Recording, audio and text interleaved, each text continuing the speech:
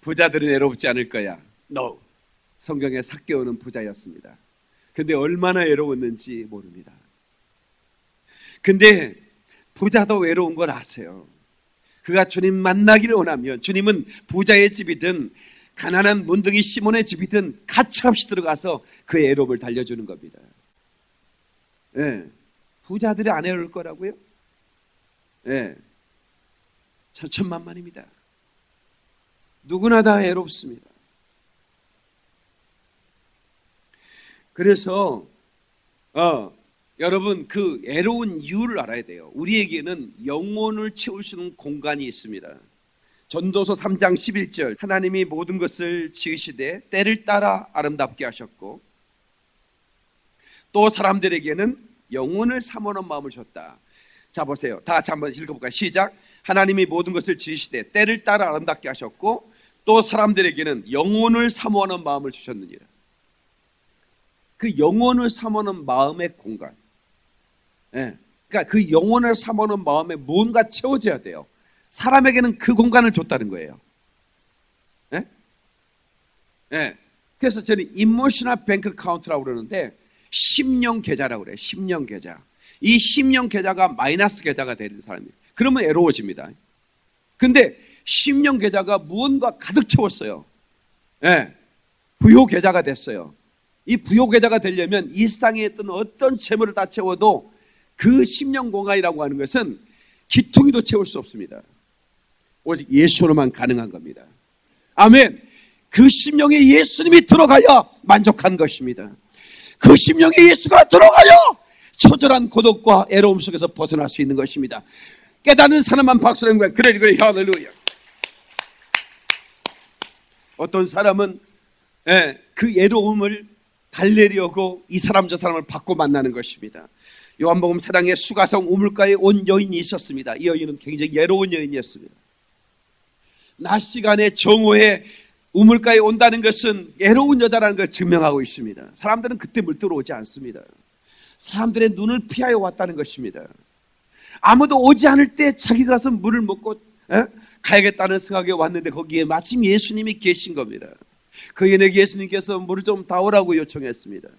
당신은 유대인인데 사마리아 여인이 나에게 어찌 물을 달라고 합니까? 이렇게 말합니다.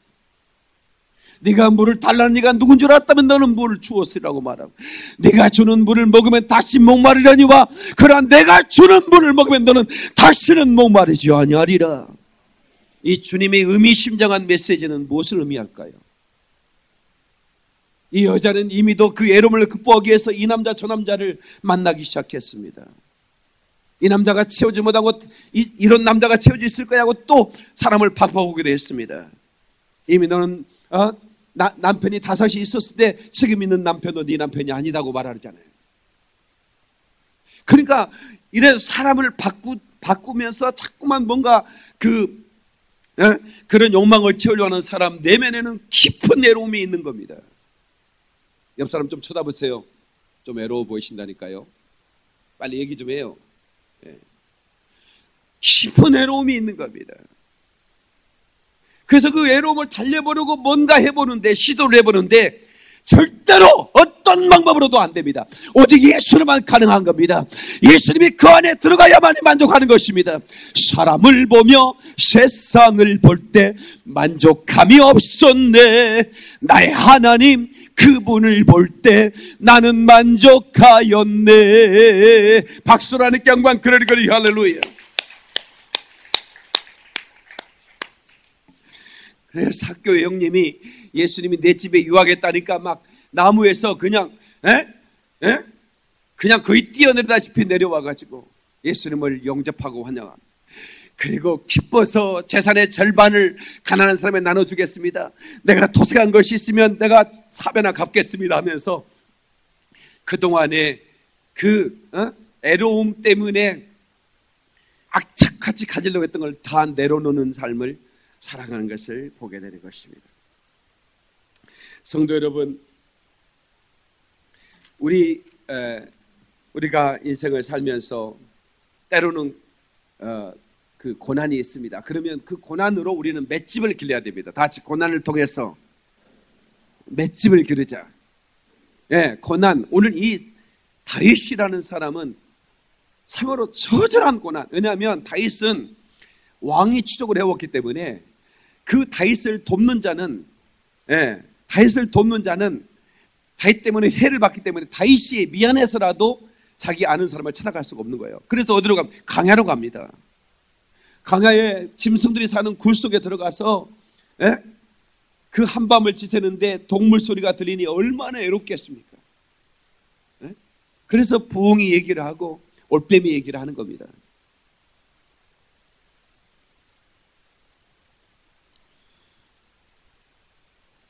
그래서 우리가 애로워 본 사람들은 누군가 그 주변에 애롭지 않는가 하는 사람, 시선을 좀, 그 이타적인 시선을 향할 수 있는 것이죠. 네. 보면 너무나 많아요. 여러분, 경제 문제가 또 정치 문제가 해결되면 이제 다 해결될 것 같지만 천천만만입니다. 경제 문제, 정치 문제가 다 해결돼도 자살한 사람은 더 늘어나는 것입니다. 왜 그런 줄 아십니까? 네? 그것 때문에 내가 힘든 줄 착각을 하고 있었을 뿐이에요. 그러니까 GNP 5만 불이 넘어가는, 예? 그 대단한 선진국에서 더 많은 사람이 몸을 아파트에 뛰어내리는 겁니다. 던지는 겁니다. 돈을 악착같이 벌어 모으면 애로움이 사라질 줄 알았겠죠. 아닙니다. 영혼을 사랑하는 마음을 하나님이 줬다는 얘기는 우리에게 무언가 채워질 공간을 줬다는 얘기인데, 그 채워질 공간에 예수님으로 채우지 않으면 사람들은 애로울 수밖에 없는 것이죠. 아멘. 그래서 우리가 때로는 우리가 그 어려운 사람들을 만나요. 내가 상대하기 힘든 사람들. 예. 그러면 여러분들은 거기서 훈련을 받아야 됩니다. 예. 내가, 예? 예수 안 믿는 사람이 이렇게, 내가 전생에 무슨 죄를 졌길래 저런 인간을 만난다, 또 이렇게 얘기합니다. 예. 빨리 죽어서 다른 생애를 준비하려고 또 가버리는 사람도 있어요. 근데 그렇게 하면 안 되는 겁니다. 예. 나를 연단시키려고, 나를 이런 사람들 또 이 관계의 폭을 넓혀주시려고. 아멘. 내가 좋아하는 스타일의 사람만 내가 골라서 사귄다면 얼마나 있겠습니까, 여러분? 예.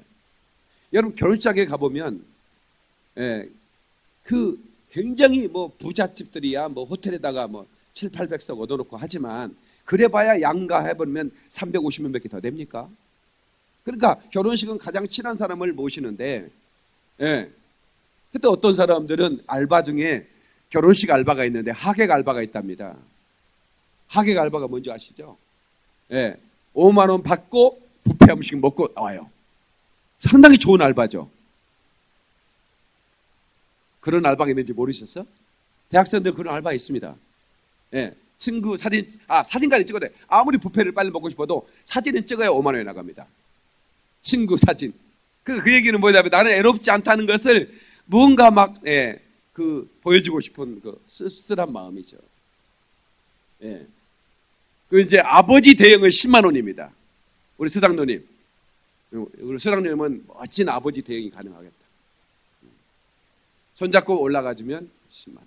뭐 이런 사람들에게는 나는 애로운데 애롭지 않다라고 어떤 가면을 쓰고 싶은 마음. 예. 자, 근데 내가 원하는 스타일의 사람들만 만나고 살면 내 인간관계의 폭이 계속 좁아들고 심지어는 내 형제도 내 엄마 뱃속에 같이 난 형제도 내 마음을 이해 못해. 그래서 형제하고도 관계를 끊어버려. 그렇게 되면 어떻게 됩니까? 예, 그렇게 되면 내 관계의 폭이 계속 좁아지게 돼요. 그러나 내가 어려운 사람도 겪어보고 그래서 이겨보는 훈련이 필요합니다. 아이들은 더더욱 그렇습니다. 예. 여러분, 우리 아이들이 공부도 잘하고 예쁘고 그런 병이 하나 생깁니다. 무슨 병인 줄 아십니까? 후천성 싸가지 결핍증이라고 그런 것이 생깁니다. 이 병이 생기면 굉장히 곤란합니다. 왜냐하면 얘네들이 이제 스카이 대학 나왔어요. 좋은 공부 잘하고 또 예뻐요. 그러니까 바로 채용이 되겠죠.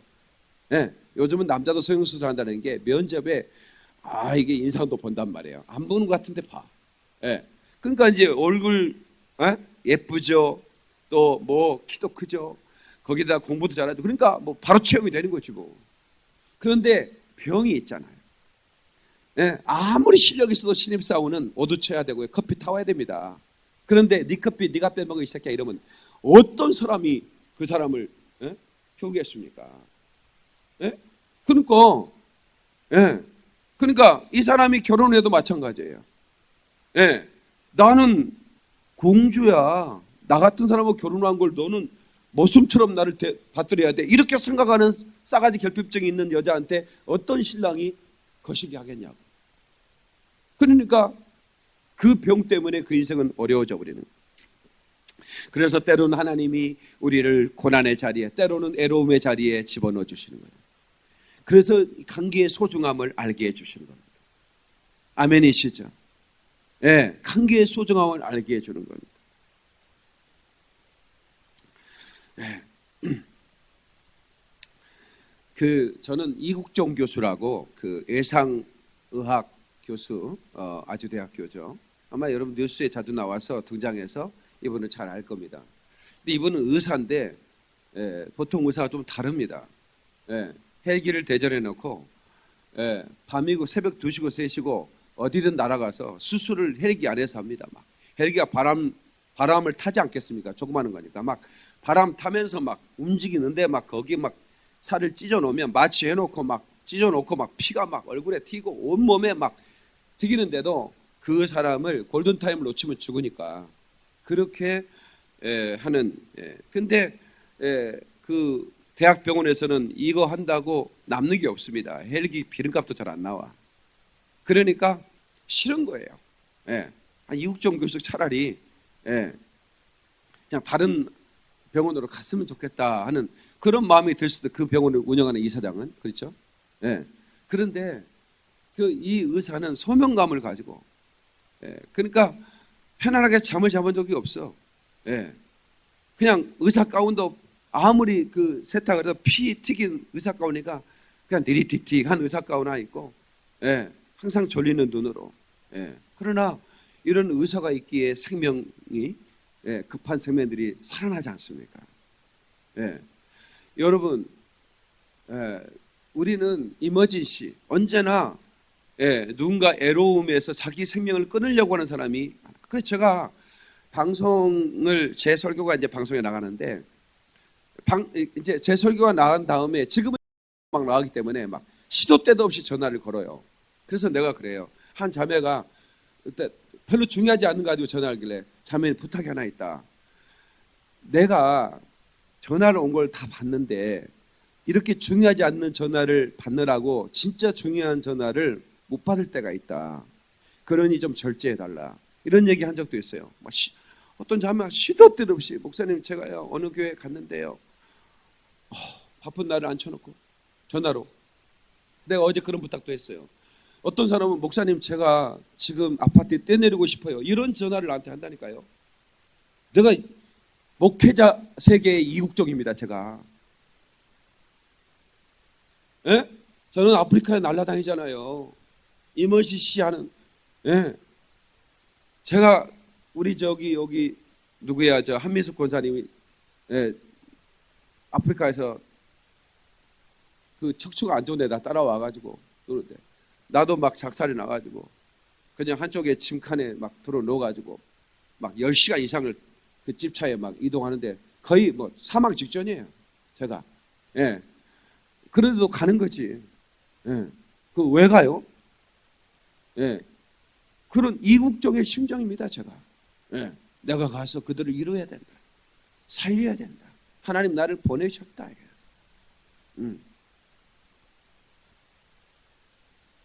그 울어요. 목사님 이렇게 힘들게 살아가는지 몰랐다고. 지금은 그래도 이제 우리 청년들도 많이 가고 또 이렇게 덩치 큰 우리 장로님 집사님들이 많이 가서 걱정이 별로 없어요. 짐 되는 것도. 지금 그때 당시 우리는 조명기 막 있는 대로 제가 막 지고 이고 들고 그리고 미숫가루 컵라면으로 때우면서 그렇게 사역을 했습니다. 근데 여러분 우리가 이런 이머진시 어느 순간 하나님의 하나님의 은혜가 그 심령에 채워져야만 살 수 있는 심령 속에 하나님의 은혜가 없으니까 마귀가 그들을 가지고 작사를 내놓는 겁니다. 그러면 급하게라도 가서 하나님의 사랑으로 그들을 치료하고 그를 건져내야 되는 이머지시. 그래서 그런 이머지시 선교사도 필요한 것 같아요. 저는 이제 순회 선교사, 나 같은 목사를 순회 선교사라고 그러는데 해외 국내 이렇게 순회 다니면서 복음을 전하는 사람인데 급하게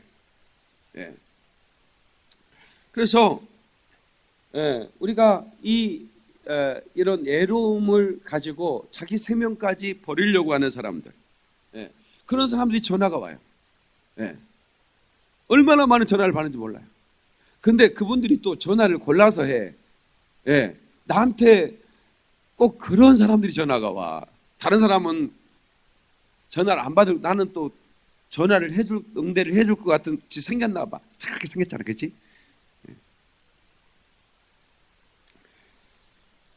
여러분, 이 호모 100 시대에, 다시 말하면 100세 시대에 이 로니네스, 애로움은 하나의 트렌드이자 숙명이기도 합니다. 그래서 이제 교회의 사명 또한 이 애로운 사람들을 만져주고 만나주고 그들을 회복시켜주는 것이 굉장히 중요한 역할을 해야 되는 것이죠. 특별히 이제 나이가 드신 분들, 또 병드신 분들. 그래서 제가 사실은 제 손길에 다 미치지 못하지만 하나님, 내가 우리 교회, 적어도 우리 교회 성도들 혼자 울게 놔두지 않게 해주십시오. 최근에 제가 하나님께 기도하는 거예요. 혼자 이렇게 성도가 많은데 왜 혼자 울어야 됩니까? 적어도 목사가 있는데 전화 한 통만 해주면 혼자 울게 내버려두지 않을 텐데. 그래서 여러분, 선교회 리더들, 셀 리더들, 교역자들, 여러분들이 이국적이라는 한 의사, 그가 크리스찬이 아닌지는 저는 잘 모르겠습니다. 그러나 그런 마음으로 이버진 나 달려간다 이거야.